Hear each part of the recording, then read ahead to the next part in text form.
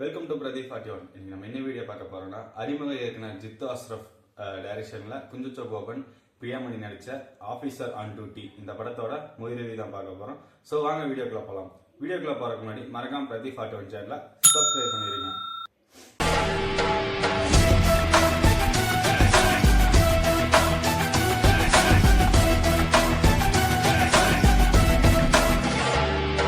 Officer on duty இந்த படத்தோட கதைகள் என்ன கேட்டீங்கன்னா, ஒரு போலீஸ் ஸ்டேஷன்ல சர்க்கிள் இன்ஸ்பெக்டரா நம்ம கதாநாயகன் குஞ்சச்சோ கோபன் வந்து டியூட்டியில ஜாயின் பண்ண வராரு. அப்போ வந்து பாத்தீங்கன்னா ஒரு ஸ்டேஷன்ல ஒரு செயின் கேஸ் ஒன்று வருது.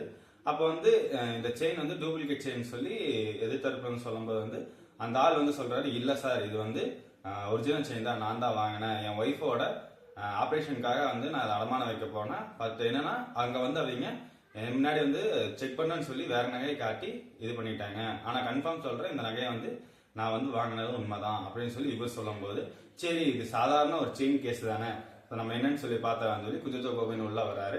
உள்ள வந்ததுக்கு அப்புறம் அந்த செயின் கேஸ என்ன பண்ணாரு, அதனால இவர் எந்த லெவலுக்கு எடுத்துட்டு போச்சு. ஸோ இதுதான் இந்த படத்தோட கதைக்களமா இருக்குது.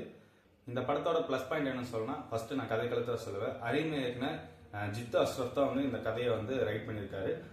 உண்மையாலுமே ஒரு புதுமுக இயக்குனர் பண்ணாரா அப்படிங்கிற நம்மளுக்கே டவுட் வர மாதிரி தான் பண்ணியிருக்காரு. ஏன்னா வந்து நம்ம எத்தனை மலையாள கிரைம் த்ரில்லர் மூவிஸ்லாம் பார்த்துருப்போம், அந்த மாதிரி இது ஈவனா கரெக்டா எடுத்துட்டு வந்திருக்காரு. நம்மளுக்கு ஃபர்ஸ்ட் ஹாஃப்ல இருந்து கிளைமேக்ஸ் வரைக்கும் வந்து பாத்தீங்கன்னா நம்மளுக்கு ஒரு பதபதப்பான காட்சிகளாகட்டும், அந்த கதையை எடுத்துட்டு போற விதமாகட்டும் உண்மையாலுமே நல்லா பண்ணியிருக்காரு.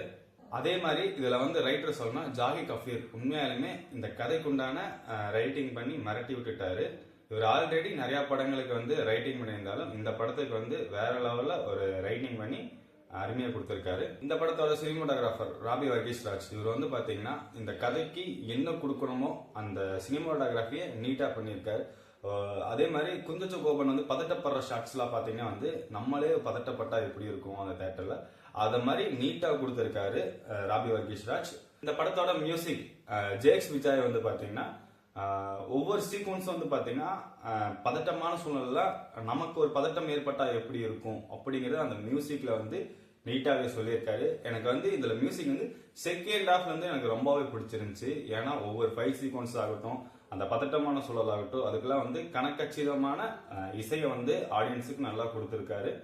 அதே மாதிரி இந்த படத்தோட எடிட்டர் வந்து பாத்தீங்கன்னா அவரோட வேலையை நீட்டா பண்ணியிருக்காரு. எனக்கு வந்து அவர் பண்ணதுலேயே ஒரு பிடிச்ச விஷயம் என்னன்னா, இந்த டிரான்ஸ்மிஷன் ஷாட் வந்து நல்லா பண்ணியிருந்தாரு. குஞ்சச்சோ கோபன் வந்து அவர் பண்ணும்போது அந்த டிரான்ஸ்மிஷன் ஷாட் எல்லாம் இருக்கும், அது நீட்டா பண்ணியிருந்தாரு. அதே மாதிரி டிராவலிங் ஷாட்ஸ் எல்லாம் பண்ணியிருந்தாங்க, அதுவும் நல்லா இருந்துச்சு. அதுக்கப்புறம் வந்து பாத்தீங்கன்னா இந்த படத்துல குஞ்சச்சோ கோபனோட ஆக்டிங் ஓப்பனிங் ஷாட்ல வந்து அந்த செயின் ஸ்நாச்சிங்ல வந்து ஒரு பொண்ணை வந்து பைக்லேட்டே வச்சு இது பண்ற ஷாட் ஆகட்டும், அதே மாதிரி அவர் வந்து ஸ்ட்ரிக்டான போலீஸரு அப்படிங்கிற நம்ம மைண்ட் செட்டை கொண்டு வந்ததாகட்டும், இந்த படத்துல வந்து அவர் ஃபர்ஸ்ட்ல இருந்து லாஸ்ட் வரைக்கும் வந்து பாத்தீங்கன்னா ஒரு டெரரான போலீஸா காட்டினாலும் ஒரு அன்பான அப்பாங்கிற ஒரு இதையும் நீட்டா எடுத்துட்டு போயிருக்காரு அவரு. அதே மாதிரி இதுல பிரியாமணி வந்து தனக்கு என்ன ரோல் கொடுத்தாங்களோ அதை வந்து பிசுறு தட்டாம நீட்டா பண்ணி எடுத்துட்டு வந்திருக்காங்க. அண்ட் அதே மாதிரி வந்து பாத்தீங்கன்னா ஜெகதீஷ், இவர் வந்து பாத்தீங்கன்னா ஒரு நடுத்தர அப்பா என்னென்ன கஷ்டப்படுறாரோ அதனால அவர் என்னென்ன விளைவுகள் ஏற்படுங்கிற அந்த நடிப்பு திறமையை வந்து நமக்கு நல்லபடியாவே கொடுத்து இது பண்ணியிருக்காரு. இந்த படத்துல மைனஸ் நான் என்ன சொல்றது என்னன்னா, ஃபர்ஸ்ட் ஹாஃப் வந்து ஒரு நார்மல் கிரைம் த்ரில்லரா தான் எடுத்துட்டு போறாரு. அதே மாதிரி செகண்ட் ஹாஃப்லயும் ஒரு விறுவிறுப்பான ஒரு கிரைம் சீன்ஸ் எல்லாம் காட்டினாலுமே கிளைமேக்ஸ் வந்து ஒரு கிளைமேக்ஸ் செட் பண்ணி வச்சிருக்காங்க. பட் ஆனா என்னன்னா வந்து அந்த கிளைமேக்ஸ்லயே முடிச்சிருக்கலாம்.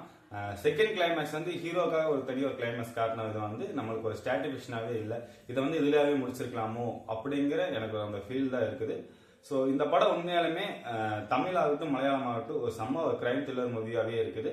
நான் இந்த படத்துக்கு நான் கொடுக்குற ரேட்டிங் என்னன்னா 5/4. ஸோ இந்த மாதிரி மூவி ரிவ்யூஸ் ஆகட்டும், ட்ரைலர் ரிவ்யூஸ் ஆகட்டும், ட்ரீசர் ரிவ்யூஸ் ஆகட்டும் உங்களுக்கு என்ன மறக்காம பிரதீப் 41 சேனலை சப்ஸ்கிரைப் பண்ணிடுங்க.